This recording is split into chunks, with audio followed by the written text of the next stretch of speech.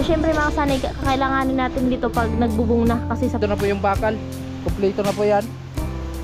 Yan na po yung gagamitin natin sa beam. Yan.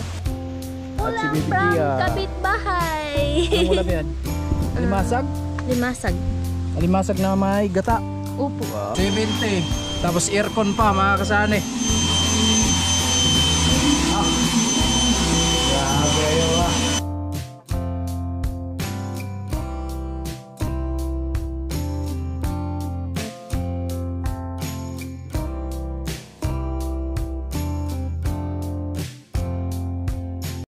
Siya yung tao na handang tumulong sa nangangailangan. Hirap ng buhay at pagsubok man ay naranasan. Nagsumikap makaahon, hinarap lahat ng alon. Siya si sanay parason, natubong ka na mas matik. Isang tao na maghirap pero may pagsusumikap. Isa din sa may pangarap na tumulong sa mahirap. Sa simpleng paraan naghahati ng kasiyahan sa mga kababayan at nahihirapan. Hati niya ay saya kasama ang munting ayuda para sa Mga kasanay, happy blessed Sunday po sa ating lahat at maraming salamat po sa mahal na Panginoon sa paggabay po sa atin sa araw-araw at syempre po sa lahat ng blessings na ating natanggap.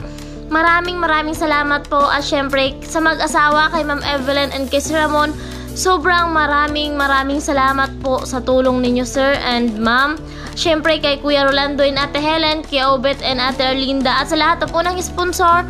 Maraming salamat po sa inyo, sa lahat ng viewers na laging nakaabang sa mga vlog namin. Maraming salamat po. Hindi po pag-i-skip ng ads, sobrang malaking tulong na po yan para sa amin. So yun mga kasanay, may pundo po tayo na pera dito na, ayan po, 6,231.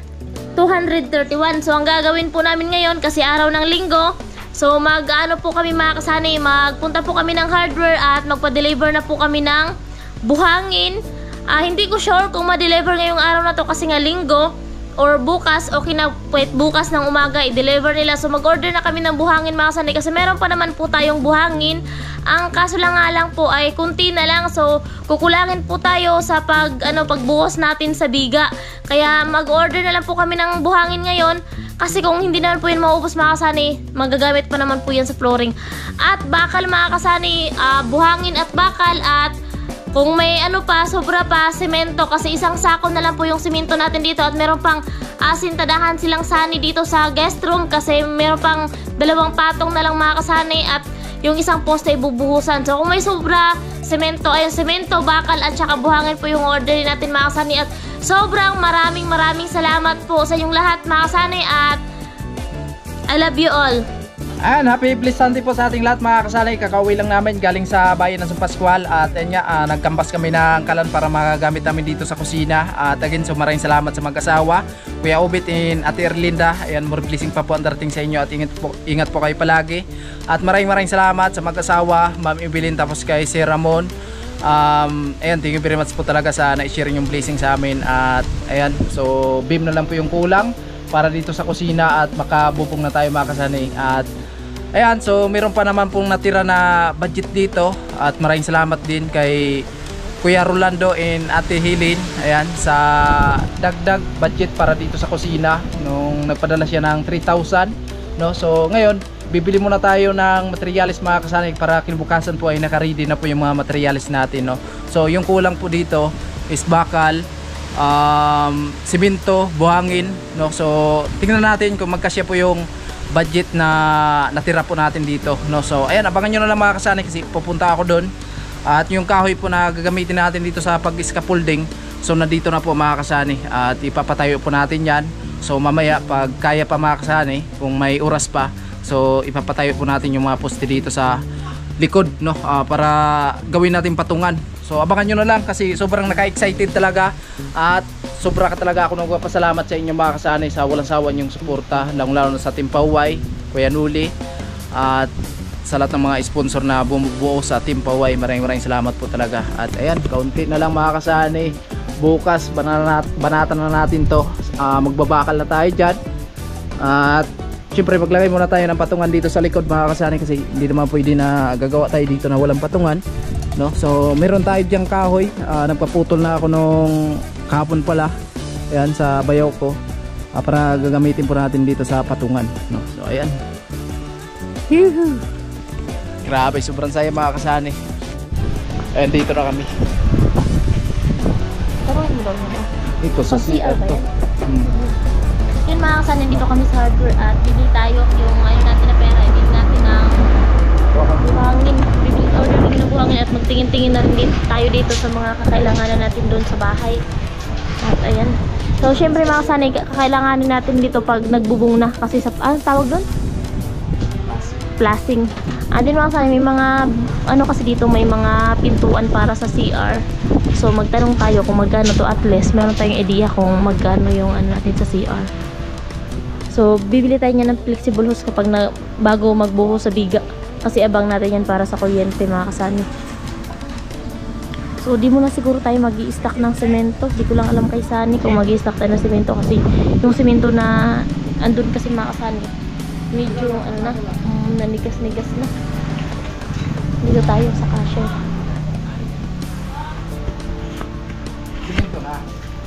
Bakal.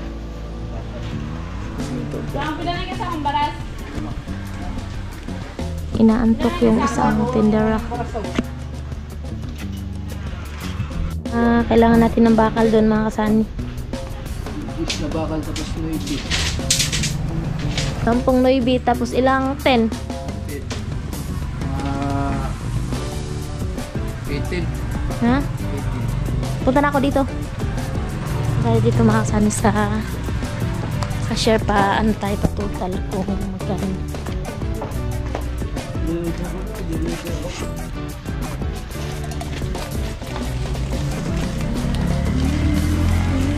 $10 pieces na 9mm.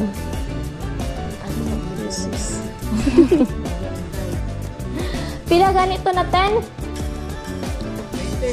19? May nababaga dito? Dito na lang yung met Sinabi? Oo. Tapos baras. Mana lang na eh. Wala mo abot pa? Meron pa ba? 50 unta. Meron balas dito sa ano eh.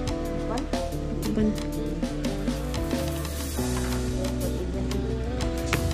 So walang buhangin.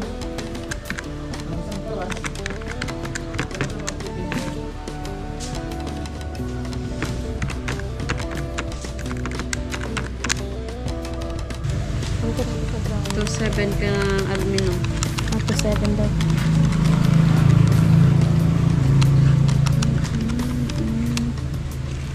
$4,000. Oy, 4,152.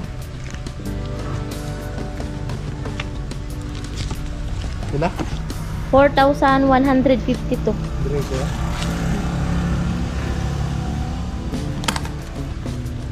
Usad pa. 4, 5. So, ano bayaran natin? Wala kasi silang buhangin. Hello sa mga ganda nating tindira dyan. Hi! Ayan, pagupit muna tayo mga kasani. 70. Tapos aircon pa mga kasani. Grabe ayo ah. Bisa pa ko sa gatos, dili lugi. Mati.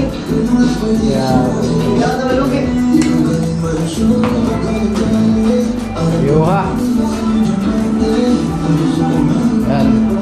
Ganda. Sige lang. Ha? Gupit tayo, magupit. Grabe, first time natin makapasok dito. Magupit tayo mga kasali. Grabe ganda. Yaya Bugnawa.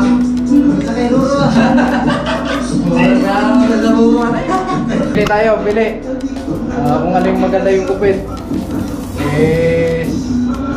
Yung maganda yung matagal na ulitin na naman tayo yung gupitan.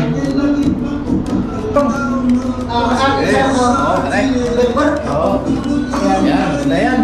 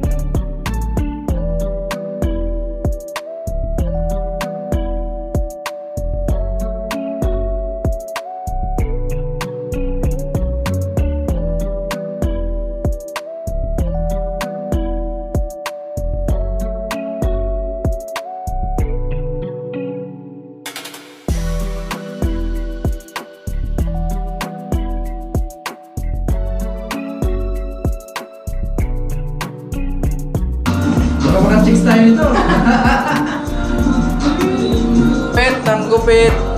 Oh, bumalik tayo sa pagkabata. John the Barber. Yan, punta kayo dito mga kasani. Grabe, sulit. Yung simintin nyo talaga hindi malugi. Oh, may sound trip. Ganda.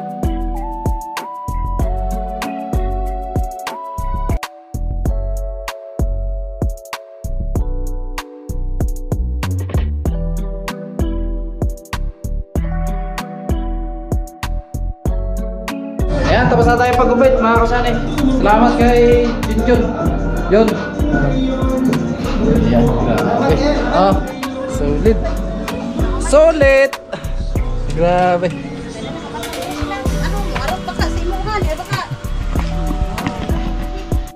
Ayan, tapos na tayo magpagupit mga kasani. At ayan, na-deliver na pala yung bakal. Tapos yung buhangin.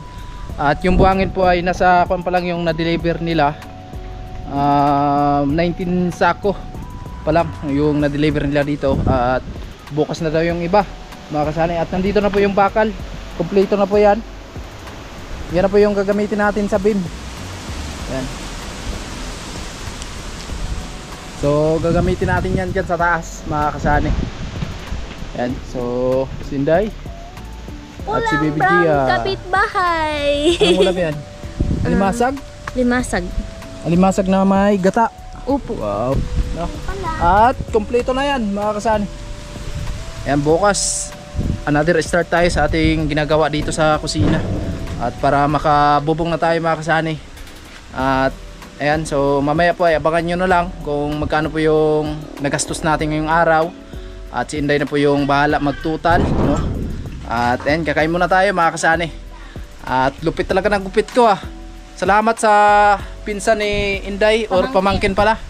Ayan, nag-iisang barbershop dito sa sitio namin.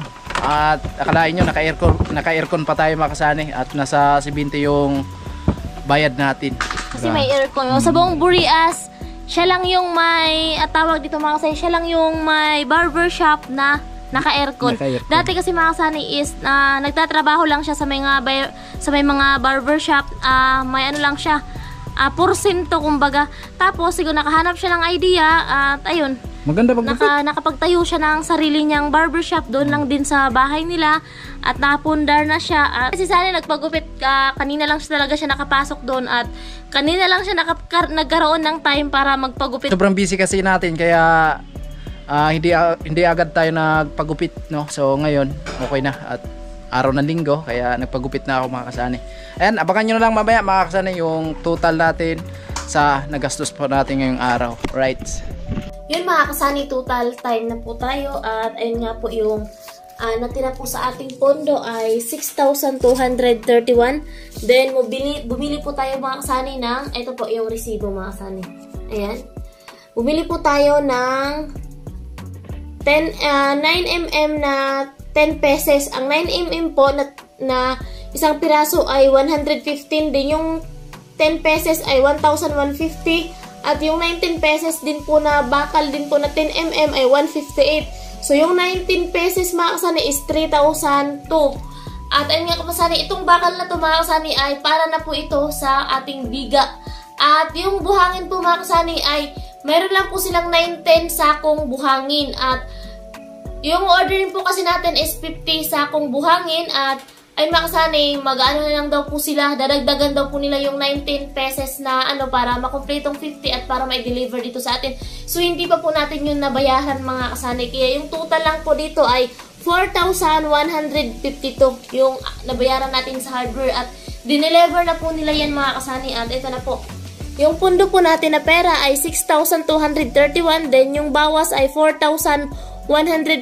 So yung natira na lang po ay 2,079. Meron na lang po tayong 2,079 at sobrang maraming salamat po unang-una sa mahal na Panginoon. At syempre pangalawa, maraming salamat kay Ma'am Evelyn and kay Sir Ramon.